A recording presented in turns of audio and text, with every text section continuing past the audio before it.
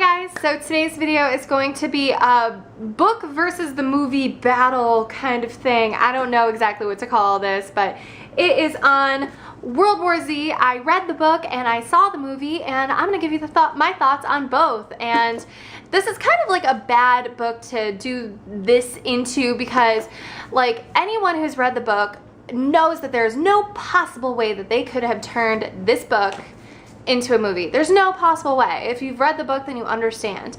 But I did want to see if there were going to be some aspects of the book that were going to be true in the movie. So I guess we'll go for, so if you guys want to know about the book and you've already seen the movie, or vice versa, or you haven't seen either, or you've seen both and you just want to know my opinions, just keep watching. But there are going to be spoilers for both the book and the movie in this video, so if you don't want to know anything, you might want to click out. Just warning you. Okay, so the book, I didn't know this when I first got it. I knew nothing about the book besides that it was about zombies, which I love. I'm a massive zombie person. Massive. And I have been for my entire life, way before Walking Dead. Like, I'm a zombie, like George A. Romero, like, was my childhood. I absolutely love zombies. So, yeah, I read the book, and basically it even says in the front, it says an oral history of the zombie war, and the very first couple pages are like an intro, and it says, I'm this person, I work for the UN, the United Nations post-war commission report, and it was like this guy going around the world after the zombie apocalypse had already happened, getting people's stories and like collecting data on like how it affected each country and everything like that. And so, and he says right in the beginning, my job was to get people's info and to get statistics and all that different kind of stuff. And when I submitted my report, everyone said, we just want the statistics. We don't want people's stories. But I feel like the story is too important not to tell, so I'm going to say it in this book. It is literally a book that is comprised of interviews with people. So it's like almost question and answer the entire book, of course, but there's narrative to tell the story, and it jumps all over the place. The first interview is in China, the second one's in South Africa, and then it goes to Russia, Afghanistan, Israel, the United States, Canada. Literally, it touches on almost every country. Well, it can't touch on every country, but it touches on so many countries around the world. And most of the people that he interviews in this book aren't repeated. You'll just get their story once and that's it. There are a couple people that are repeated towards the end, but for the most part, it's just a collection of kind of like short stories that kind of tell about the zombie apocalypse that happened around the world. Patient Zero started in China, or at least that's what we're led to assume, and that's it. And so like it kind of starts off as like this, you know, kind of as you would think the zombie apocalypse happened. Like it started in heavily populated areas. That's where it got like really crowded. The first big reports kind of came out of South Africa. So they originally were calling it African rabies.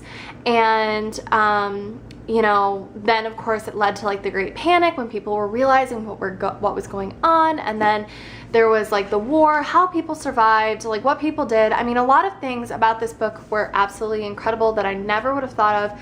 Max Brooks, kudos to you. Like, for someone who's as obsessed with zombies as I am, there were things that were in this book that I never ever thought about, like zombies underwater. Like, and it totally makes sense that, like, you know, if you see somebody running to a boat and a zombie's chasing you, they're not going to stop at the water. They're going to go into the water and like walk on the bottom of the water, and then people could like crawl up anchor lines. That was the coolest part of the book for me.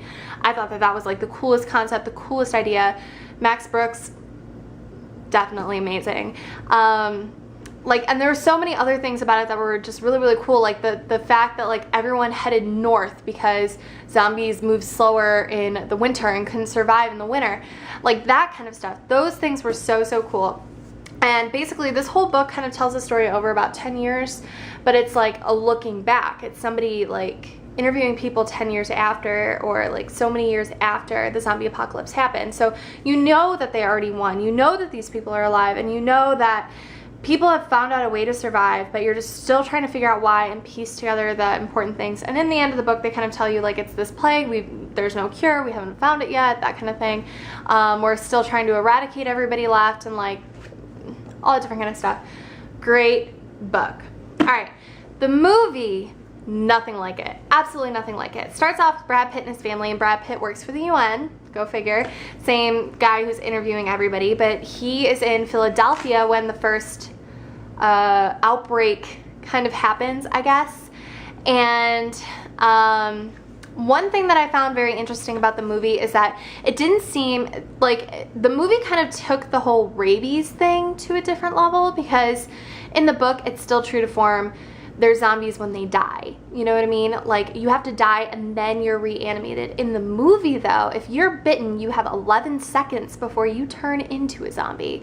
So you can literally get bitten, like a little bite that will barely scratch the surface, and you'll be a zombie within 11 seconds. No joke. So that to me was more like the rabies kind of thing. Like, the minute you're infected, you just turn.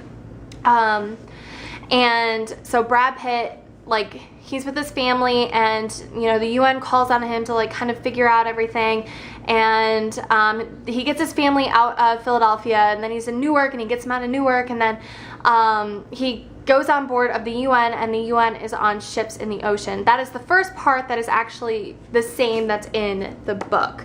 Nothing else is the same, but the UN were on ships in the middle of the ocean, and they did make mention of like, don't put the anchors down kind of thing, which I loved. And then he's kind of sent all over to try to figure out what happened. So he and it's during the zombie apocalypse. So he's flying to South Korea, he's flying to Jerusalem, he's flying to Wales, he's going to a lot of the same places that were mentioned in the book. But he first goes to South Korea, and that's kind of where they talk about Patient Zero, but it wasn't necessarily Patient Zero. And he gets out of South Korea and gets a little bit of information there, and then he goes to Jerusalem because he's found out that like Jerusalem had found a way to wall off the city. Very similar to the book, except it wasn't just Jerusalem in the book, it was all of Israel. Israel had created a big wall, and in the movie, while he's in Jerusalem, Jerusalem gets attacked and gets overrun by zombies. In the book, that never happens. Israel survives, and it's just perfectly fine. And then, getting out of Israel, he boards a plane, which I don't know how commercial airlines were still going on at that point, but he boards a plane, and he survives a plane crash in Wales, because there's zombies on the plane too. So he's in Wales, where he finds the World Health Organization, where together through the whole movie, he has found a way to beat the zombies. And that, spoiler alert right here, is through illness, which is the weirdest kind of part. That is nothing like the book. In the book, they go on the offensive. They just attack the crap out of zombies. In the movie, he found out that if you have some sort of fatal illness like SARS or bird flu or Spanish flu or something that is just like, you know, like fatal illness kind of thing, meningitis, something, zombies don't want to bite you. It's kind of like the nature thing, where in nature, predators can smell out the weakest and sick animal, and they don't want to eat it. You know what I mean? Sort of. So zombies can tell if you are dying, and therefore don't want to eat you.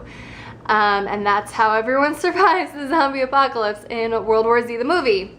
Nothing like World War Z, the book. So, final verdict, the book was amazing, the movie was amazing, but they're nothing alike. I loved both. I loved the fact that the movie was a new take on zombies. It was more like rabies rather than zombies.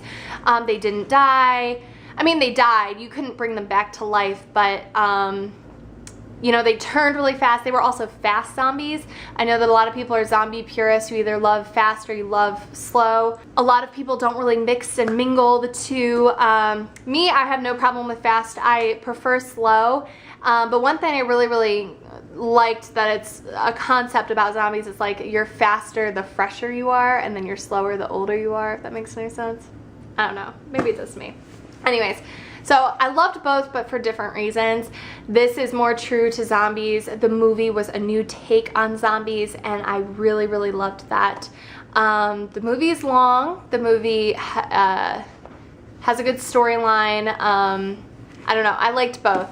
But if you're looking for something that is close to the book, you're not going to find it. And if you've seen the movie and you want to read the book, they're nothing alike. Just know that. So that is my final verdict. I loved them both. I can't choose between one. So as always, please comment, thumbs up the video if you liked it, and please subscribe. And any book that I have read that I will see the movie, I will do another one of these videos for. So thank you, and I hope you have a good day.